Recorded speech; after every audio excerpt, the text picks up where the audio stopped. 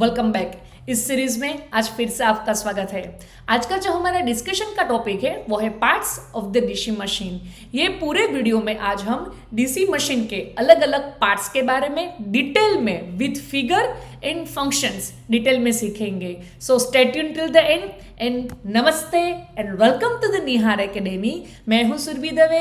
Engineering, maths as well as physics की latest update के लिए don't forget to subscribe and share with your friends. चलिए journey की ओर आगे बढ़ेंगे। तो हमारा मशीन का सबसे पहला जो पार्ट है उसका नाम है पोल। सबसे पहले हम पोल के बारे में जानेंगे कि व्हाट इज पोल। तो आपके सामने मैंने ये एक फिगर रखी है और ये पोल की है, और जो पोल है उसका जो फंक्शन है वो है मैग्नेटिक फील्ड जनरेट करना with the help of field winding.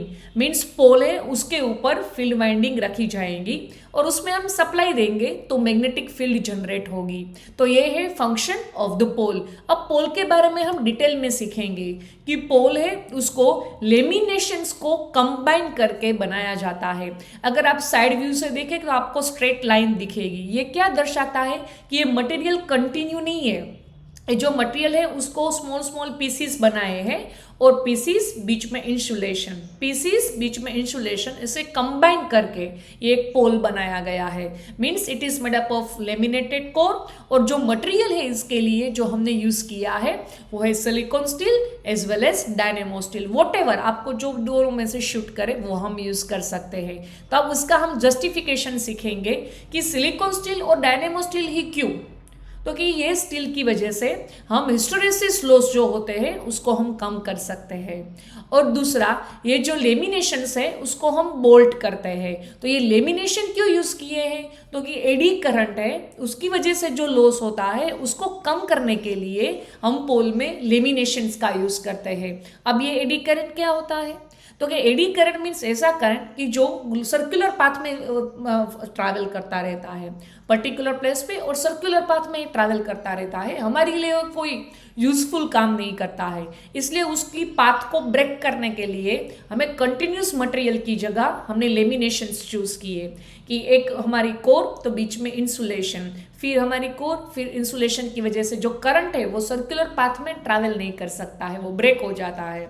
तो ये लॉस को कम करने के लिए हमने ये लेमिनेशन है वो प्रोवाइड किए हैं। और जो नीचे हमें पोल शू दिखाई देता है तो वो पोल शू का काम क्या है कि ये पोल का जो ऊपर का पोर्शन है वहां पे हम फील्ड वाइंडिंग रखेंगे और वहां से जो मैग्नेटिक फील्ड जनरेट होगा उसको इक्वली स्प्रेड करने के लिए हम पोल शू का यूज करते हैं। तो ये है function of the pole. Please note it down और स्क्रीनशॉट ले लीजिए फॉर योर फ्यूचर रेफरेंस। चलिए नेक्स्ट पार्ट की ओर आगे बढ़ेंगे, वो है फील्ड वाइंडिंग। अब ये फील्ड वाइंडिंग क्या होता है? तो कभी ही हमने सीखा, ये फिगर है वो फील्ड वाइंडिंग की है कि यहाँ पे जो इनेबल्ड कॉपर कंडक्टर होता है उसकी जो कॉइल होती है उसको एक फॉर्मर, अगर आपने हाल ही में पतंग की सीजन गई मकर संक्रांति के दौरान तो हमारे पास फिरकी होती है और उसके ऊपर हम डोर जो होता है पतंग का उसको वाउंड करते हैं। सिमिलर लाइक दैट कि बीच में ये फॉर्मर, ये प्लास्टिक जैसे मटेरियल का होता है, उसके ऊपर हम कॉपर के तार को वाउंड करते हैं। This is how it forms. और ये जो फॉर्मर है उसको पोल के ऊपर हम रख देते हैं। उसके बीच का जो होल है उसकी साइज पोल की साइज के अकॉर्डिंग होती है ताकि हम उसको पोल पर पर्टिकुलरली रख सके। सो ये इनेबल कॉपर के कंडक्टर होते हैं, उसको इंसुलेटेड फॉर्मर पर वाउंड किया जाता है और ये जो फॉर्मर है उसको पोल के ऊपर प्लेस किया जाता है, तो उसको हम बोलेंगे फील्ड वाइंडिंग। और तो जो फील्ड वाइंडिंग है, जितने भी पोल होंगे, सपोज 4 पोल होंगे तो चारों पोल के ऊपर ये फील्ड वाइंडिंग हम रखेंगे और सबका कनेक्शन हम सीरीज में रखेंगे और इसमें से हम डायरेक्ट करंट पास करेंगे ताकि मैग्नेटिक फील्ड जनरेट हो। तो ये है function of the field winding. चलिए नेक्स्ट है वो है आर्मेचर। तो ये आर्मेचर का क्या काम है? तो कि जो आर्मेचर है उसका जो काम है वो है आर्मेचर वाइंडिंग को सपोर्ट देना, means to accommodate armature winding. तो ये जो आर्मेचर कोर है उसमें लेमिनेशंस होते हैं जो आप फिगर में देख सकते हैं और उसमें स्लोट कट करते हैं हम बाहर की तरफ और उस स्लोट में हमें आर्मेचर वाइंडिंग को रखना होता है। अब ये जो आर्मेचर वाइंडिंग है उसको वाउंड करने की अलग अलग 2 फैशन है। एक है लैप वाइंडिंग और दूसरी है वेव वाइंडिंग।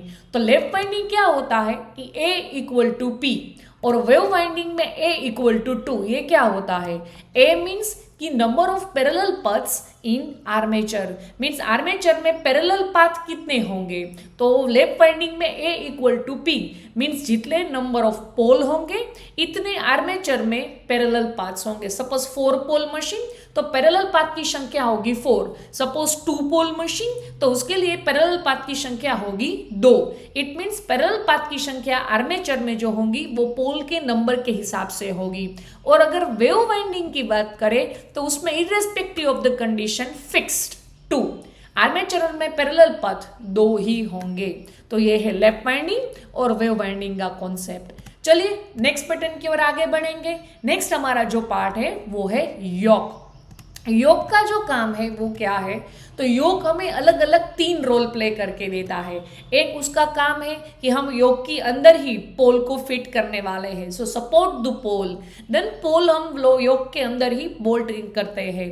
दूसरा है कि जो मैग्नेटिक फील्ड है वो बाहर न चला जाए, इसलिए उसको पाथ देने के लिए, और रिटर्न पाथ अगर बाहर चला जाएगा तो भी उसको रिटर्न कर देगा, तो इसलिए मैग्नेटिक फील्ड को रिटर्न पाथ प्रोवाइड करने के लिए भी एक इम्पोर्टेंट है।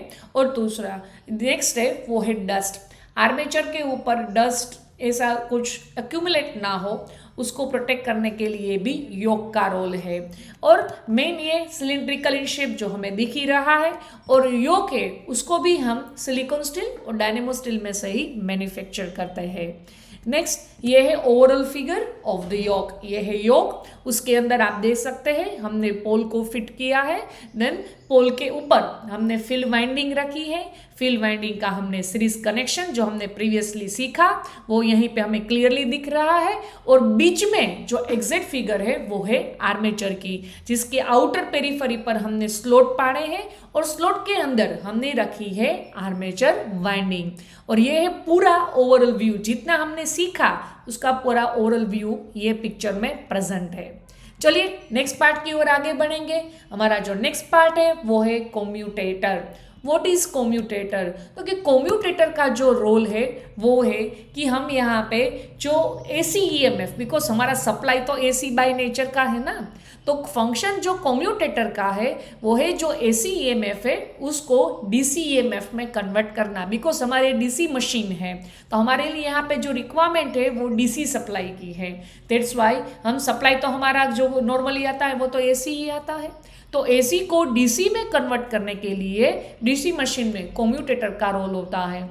यहाँ पे आप क्लियरली देख सकते हैं कि कम्यूटेटर है उसको कॉपर के सेगमेंट को बराबर कंबाइन करके बनाया जाता है, और सेगमेंट के बीच में आपको थोड़ा थोड़ा गैप दिखता होगा, वो है इंसुलेशन।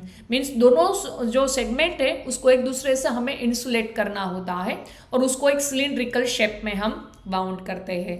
तो ये है function of the commutator as well as उसका कंस्ट्रक्शन। चलिए नेक्स्ट पार्ट की ओर आगे बढ़ेंगे, वो है ब्रश होल्डर। तो ये जो ब्रश होल्डर है उसका जो रोल है वो क्या है कि ब्रश होल्डर है वो अल्टीमेटली है वो करंट जो कलेक्ट करता है जो ब्रश उसको सपोर्ट करना है। मीन्स यहाँ पे आप नीचे की फिगर देखो तो आप लोग क्लियरली समझ आएगा। नीचे जो दिख रहे हैं वो 2 ब्रश है और जो ब्रश को जो सपोर्ट करने वाली पूरी सिस्टम है उसको हम ब्रश होल्डर कहते हैं। और ये जो ब्रश है उसको कम्यूटेटर के ऊपर जो हमने अगला पार्ट सीखा उस पे ऊपर उसको रखा जाता है और उसका जो मेन काम है वो है करंट को कलेक्ट करना फ्रॉम द कम्यूटेटर। देन तो ये है ब्रश होल्डर। ब्रश होल्डर का काम है ब्रश को सपोर्ट करना ताकि वो कम्यूटेटर के साथ एग्जैक्टली कॉन्टेक्ट बना सके, पूरा कॉन्टेक्ट में रहे, इसलिए ये पूरा मैकेनिज्म है वो यूज होता है। और यूजुअली हम जो ब्रश है वो carbon as well as copper का यूज करते हैं। Once again, thank you for the watching and don't forget to subscribe and share with your friends.